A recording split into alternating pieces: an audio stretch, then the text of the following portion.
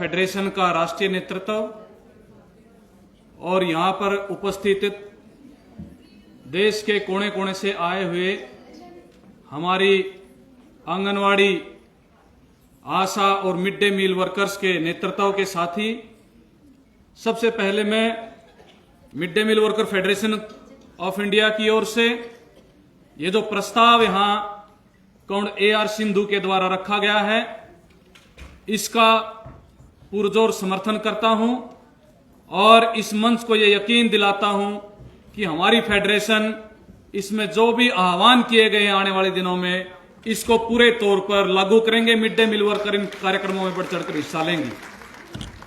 देश के अंदर अभी 26 lakh mid day meal worker हैं, जो हमारे देश में लगभग 11.5 लाख स्कूलों के अंदर 12 करोड़ बच्चों को दोपहर का भोजन दे रहे हैं। और अभी सरकार धीरे धीरे करके जो परिस्थिति पैदा हो रही है, योजनाएं तो पहले खत्म करना चाहती थी, लेकिन हम ये कहना चाहते हैं, हम ये श्रेय देना चाहते हैं हिंदुस्तान की मिड डे मील वर्कर्स को कि उन्होंने अपना जो संगठन खड़ा किया, जो लड़ाई लड़ी, सरकारें विशेषकर बीजेपी की सरकार के आने के बाद जो इस मिड डे मील योजना को निजी हाथों में, प्राइवेट NGO को, अलग अलग कंपनियों को देने का लगभग राज्यों के अंदर जो फैसला किया गया था, सभी राज्यों को मुंह की खानी पड़ी, उन निर्णयों को वापस करना पड़ा। सरकार कहीं भी NGO को नहीं दे पाई, कहीं भी प्रोवाइड नहीं कर पाई। चाहे वो आसाम का मामला हो, चाहे वो तेलंगाना का मामला हो, अलग अलग राज्यों के अंदर बहुत बड़े आंदोलन।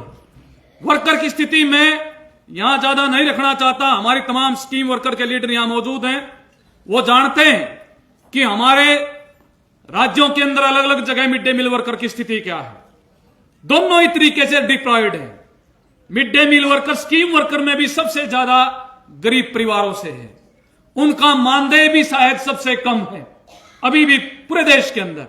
और बहुत सारी जगहों पर तो ऐसी स्थिति है कि उनको अभी भी 1000 रुपए महीना में गुजारा करना पड़ता है। वो भी केवल 10 महीने उनको मानदेय मिलता है, और वो 10 महीने भी रेगुलर नहीं मिलता, बल्कि उनको कई कई महीने उसका इंतजार करना पड़ता है।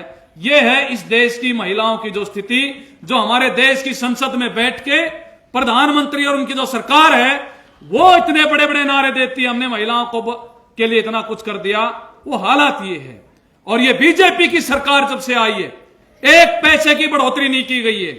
2014 के बाद आशा को लेके, आंगनवाड़ी को लेके फिर भी केंद्र से थोड़ा बहुत जो 11 सितंबर 2018 को कुछ घोषणा कर दी थी मिड डे मील वर्कर के बारे में, तो वो भी घोषणा नहीं की गई। ये हुआ ये नहीं है।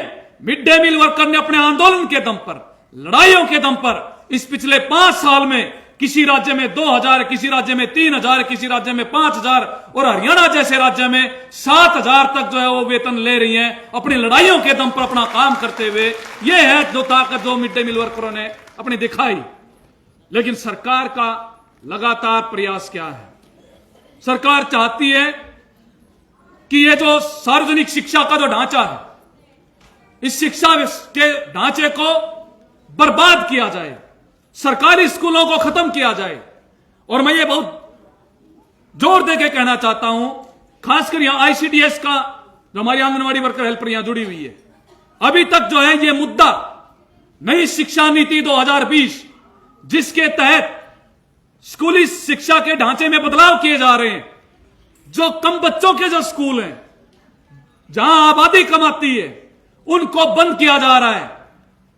पूरे देश के अंदर हजारों हजार स्कूल बंद हो रहे हैं। मैं हरियाणा की बता रहा हूं, पिछले 2 साल में 2500 स्कूल बंद हो गए। अब वो 2500 स्कूल बंद होने से जहां एक तरफ मिड डे मील वर्कर की नौकरी जा रही है, दूसरी तरफ जो गरीब परिवारों के जो बच्चे हैं वो पढ़ाई से बेदखल हो रहे हैं। और उनमें बड़ा हिस्सा लड़कियों का है। ज्यादातर स्कूल लड़कियों के बंद हो रहे हैं। प्राइमरी स्कूल बंद हो रहे हैं ज्यादातर, जिनमें लड़कियां पढ़ती थी उनको मर्ज किया जा रहा है। तो ये अपने आप में एक ऐसा नई शिक्षा नीति के नाम पे लेके आए हैं कि आप जो है 10-12 किलोमीटर के दायरे में एक बड़ा स्कूल खोलेंगे। आने वाले दिनों में यह बीजेपी की जो वैचारिक जो समझ है आप इसको समझिए। यह केवल इतना भर नहीं है कि हमारा वेतन कम कर दिया, बढ़ा दिया या हमारी सुविधाएं नहीं दी, बल्कि यह जड़ों पर हमला करते हैं। जो शिक्षा जो हमें स्वावलंबी बनाती है, जो बाबा साहब अम्बेडकर ने कहा, जो हमारे इतिहास के अंदर आजादी के आंदोलन से नारा निकला, पढ़ने का अधिकार सबका होना चाहिए, हमारे संविधान की अनुसूची में दर्ज किया गया, आज आरएसएस बीजेपी इस पर हमला कर रही है। वो नहीं चाहती कि गरीब लोग पढ़ें, वो नहीं चाहती दलित और बैकवर्ड या गरीब आदमी जाके आगे पढ़े और आगे अपनी वो हकों की बात करे, नौकरी की बात करे। इसलिए हमें अनपढ़ रखना चाहते हैं, हमें गुलाम रखना चाहते हैं। इसलिए आप इस बात को समझिए, हमारे बच्चों के आने वाली पीढ़ियों से शिक्षा व्यवस्था को खत्म करना चाहते हैं, ना केवल स्कूली शिक्षा को बल्कि आगे की शिक्षा को। तो ये सिर्फ इतना बड़ा मामला नहीं है कि नौकरी चली जाएगी, उससे जो है जो आत्मनिर्भरता है, शिक्षा का जो विस्तार हुआ था, आप उस पर हमला कर रहे हैं। हमें इसको इस ढंग से हमें सोचना चाहिए। और मैं इसमें जो कोऑर्डिनेशन की एक जरूरत है हमारी तीनों स्कीम्स की, आईसीडीएस और मिड डे मील खासकर, अभी भी मैं दोबारा फिर कह रहा हूं, हमारा एजेंडा नहीं है, नहीं चाहिए, हमारा कोई एजेंडा नहीं है। जब हम इससे बात करते हैं ज्यादा सुनते नहीं है साथी इस बात पे, तो जब वो नौकरी का मामला आता है तब जाके मुद्दा बनता है। तीसरी बात मैं एक और आपके बीच में रखना चाहता हूं, वो ये कि पीएम पोषण के नाम से बड़े ढिंडोरे पिटे गए थे। वो पीएम पोषण का जो प्रचार एक टाइम पर हुआ, आज खुद पता नहीं है हालात क्या है। बढ़ाना चाहिए बजट, महंगाई बढ़ रही है, सरकार खुद कर रही है महंगाई के जो डाटा आ रहे हैं, और मिड डे मील के बजट में आप 30% कटौती कर रहे हो। भाई ये कहां का न्याय है? ये कटौती किसमें है? वर्कर का वेतन तो बढ़ाया ही नहीं जा रहा है। ये कटौती जो मिड डे मील वर्कर जो खाना बनाती है बच्चों के लिए, ये कटौती है बच्चों के राशन के अंदर, क्योंकि वेतन में तो आपने बढ़ाने नहीं पैसा। तो 30% बजट कट होने का मतलब है कि बच्चों को जो राशन जो मिलता है उसमें 30% की कटौती की जा रही है, जबकि भूखमरी बढ़ रही है। इस पर बढ़ना चाहिए। तो यह मुद्दा अपने आप में हमारे बीच में बनना चाहिए, यह सबका सामूहिक रूप से। इसलिए जो हमारे आज जो किसान मजदूरों के, महिलाओं के प्रतिनिधि यहां बैठे हुए थे, वो भी जो इस रिपोर्ट को पढ़ के गए हैं, उनको भी यह मुद्दा बनना चाहिए और आम जनता का मुद्दा बनकर इसको आगे बढ़ना चाहिए। एक में जो हमारी एकता के ऊपर, हमारी यूनिटी के ऊपर, ये स्कीम वर्कर्स की, मैं इस पे बहुत क्रिटिकल इस पे रखना चाहता हूं। अभी भी जो है जब हम सम्मेलन में होते हैं, जब हम कन्वेंशन में होते हैं, तब तो हम एकता की बहुत ज्यादा बात करते हैं। जब हम लड़ाइयों में होते हैं, एक हमारा कैटेगरी वो आंदोलन में आती है, उस पर दमन होता है, उस दमन के खिलाफ जितनी आवाज दूसरी कैटेगरी की बुलंद होनी चाहिए, वो आवाज बुलंद नहीं होती। तो हम कहां की एकता करेंगे? हम चाहते हैं किसानों मजदूरों को जोड़ना। मोदी सरकार के खिलाफ जो है एक वातावरण तैयार करके, वो जो आज जो हमें जो है धराशायी कर रहा है इन स्कीम्स को, इनको खत्म करने पर आमदा है, उसको उखाड़ के फेंकना। लेकिन स्थिति तो उल्टी है। इसलिए मैं ये जोर देके कहना चाहता हूं कि हमारी जो यूनिटी है, जितनी जो है हमें नीचे के स्तर पर, ग्राउंड के स्तर पर हमें मिलकर काम करने की जरूरत है। निश्चित तौर पर हमारे अंदर वो ताकत है जो मेरे से पहले वक्ताओं ने कहा कि आज हर एक घर तक हिंदुस्तान की आबादी 135 करोड़ है, और मुझे पूरा यकीन है हमारी ये जो स्कीम वर्कर हैं, ये 125 करोड़ से ज्यादा जो आबादी के बीच में जाती है, उनके बीच में रहती है, उनको सेवाएं प्रदान करती है। अगर हम ठान लें तो निश्चित तौर पर कोई चीज हमारे आगे नहीं अड़ सकती। ये जो महिला आरक्षण के संदर्भ में जो बात रखी जा रही है, मैं ये कह रहा हूं, ये वैसे ही नहीं आ गया और ये सही नोट किया गया है। ये ताकत दिखाई दे रही है स्कीम वर्कर्स की।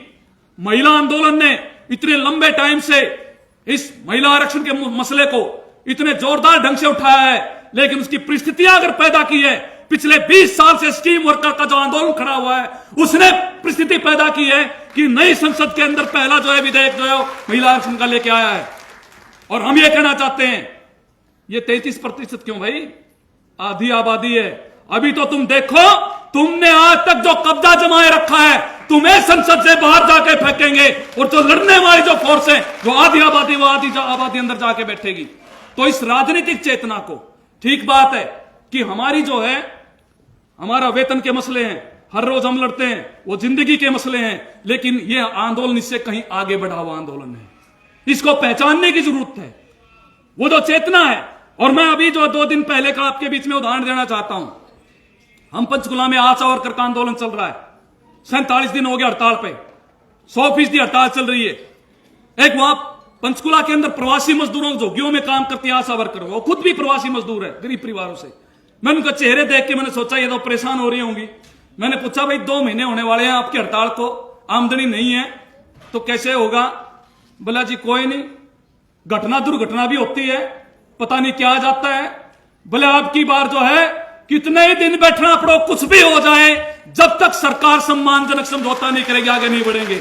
ये वो महिला बोल रही है जो शायद 5-7 पढ़ी होगी, जो बिहार के वहां से आई है, और वहां जो उसके अंदर जो ताकत है ये है वो संगठन के अंदर ताकत, और ये है महिलाओं के अंदर ताकत। और हरियाणा के अंदर जो हम देख रहे हैं, और अलग अलग राज्यों के अंदर भी ऐसा हुआ, तेलंगाना के अंदर, अलग राज्यों के अंदर, अब सरकार डरी हुई है, सभी जगह डरी हुई है महिलाओं से, स्कीम वर्कर से खासकर डरी हुई है, कई और राज्यों के अंदर भी। क्यों? क्योंकि उनको पता है ये रुकने वाली नहीं है। मेरा अनुभव मिड डे मील फेडरेशन से मैं जरूर बोल रहा हूं, लेकिन आंगनवाड़ी में और आशा में, उनके बीच में भी मैंने वर्षों में काम किया, उनके बीच में रह के, और महीनों महीनों की स्ट्राइक आंगनवाड़ी की भी हुई है हरियाणा के अंदर, आशा की भी हुई है। हर तरीके से अनुभव किया है। जो लड़ने की क्षमता है, जो पाने की क्षमता है, और जो जिद है, वो मतलब पुरुषों से तो कहीं ज्यादा आगे जाके है, वो हर तरीके से टकरा सकती है। और अब जो है गांव के अंदर पुलिस बिठा रहे, उनको जो है आशा वर्कर के नेताओं को रोकने के लिए पुलिस बिठा रही है सरकार, लेकिन उस पुलिस का भी सामना करते हुए, तो ये जो चेतना जो हमारे अंदर से जो विकसित हो रही है, जो एक नए द्वार खुल रहे हैं, इस चेतना को पॉलिटिकल चेतना के रूप में बदलना केवल इतना बड़ा मामला नहीं है कि भाई हमारा 1000-2000 पे बढ़ जाएगा। ये जो रिजीम है जिसने हमें पितृ सत्ता के ढांचे में बना के रखा, गुलाम बना के रखा है, जो हमारी जो है हमारी मेहनत की लूट पर टिका हुआ है, अगर आप उसको चैलेंज करने की ताकत आपके अंदर नहीं आती है, फिर आंदोलन को कोई फायदा नहीं। आप 4 महीने स्ट्राइक करो, 2 महीने स्ट्राइक करो, 5 महीने स्ट्राइक करो, अगर आप जो है यहां स्ट्राइक के बाद, आंदोलन के बाद 1000-2000 रुपए की बढ़ोतरी के साथ घर बैठ गए, और फिर मोदी को आप बना रहे हो, फिर आप जो ये जो पूंजीवादी पार्टी इनको सत्ता में लेके आ रहे हो, तो इसका आंदोलन का कोई फायदा नहीं है। आप जब तक इसके अंदर जो है एक रेडिकल उसको सोच को अगर पैदा नहीं करते हो। जिस भवन में हम बैठे हुए हैं, शायद बहुत सारे साथी से परिचित नहीं होंगे, ये कॉमरेड सुरजीत सिंह के नाम से भवन है। पंजाब के, हरियाणा पंजाब इकट्ठा होता था। आजादी के आंदोलन के नायक, स्वतंत्रता सेनानी, क्रांतिकारी, जिन्होंने अपनी युवा अवस्था के अंदर पंजाब में कोर्ट पे लगा हुआ झंडा, ब्रिटिश गवर्नमेंट का झंडा जो है, उसको उतार के फेंक के उस पे तिरंगा झंडा फहराया था। ये उनके नाम से बिल्डिंग है। और जब उनको कोर्ट के सामने ले जाया गया, जज ने पूछा आपका नाम क्या है, तो उन्होंने कहा था मेरा नाम है लंदन तोड़ सिंह, क्योंकि अंग्रेजों का राज था, अंग्रेजों की इंग्लैंड की राजधानी लंदन थी, तो उन्होंने कहा था मेरा नाम है लंदन तोड़ सिंह। 11 साल तक अंग्रेजों की जेल काटी, उनके नाम से भवन बनवाया गया है। और ये भवन जो है देश के मजदूर और किसानों ने एक एक पैसा इकट्ठा करके इसको खड़ा किया गया। हमारे अंदर ये ताकत है। कई सारे साथी सोच रहे होंगे किराए का होगा, ये अपना भवन है, हमारे पास पहले नहीं था। तो जो मजदूरों के अंदर, किसानों के अंदर वो ताकत है, वो जब चले तो बड़े बड़े को कर सकती है। इसलिए जो है हम अपनी उस पहचान को, और बहुत सारी जगह अब ये मालिक जो है, ये पितृ सत्ता का जो ढांचा मैंने अभी देखा, बहुत ज्यादा एक सशक्तिकरण अपने आप में हुआ है हमारी स्कीम वर्कर्स का। और बहुत सारे हमारे यहाँ इलाके में कहते हैं घरबारी मालिक, पति को मालिक कहते हैं। और मैं बड़ा खुश हूं, बहुत सारी जगह पर हमारी महिला साथी वो मालिक बनी हुई है घरों की, अभी जो है ऐसी स्थिति पैदा हुई है।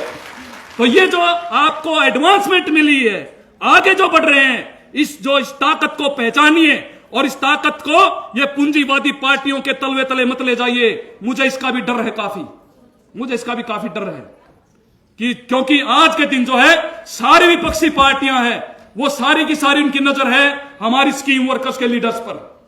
वो देख रहे हैं कि ये कैसे लड़ती है, कैसे बोलती है, इनका संबंध है सीधा।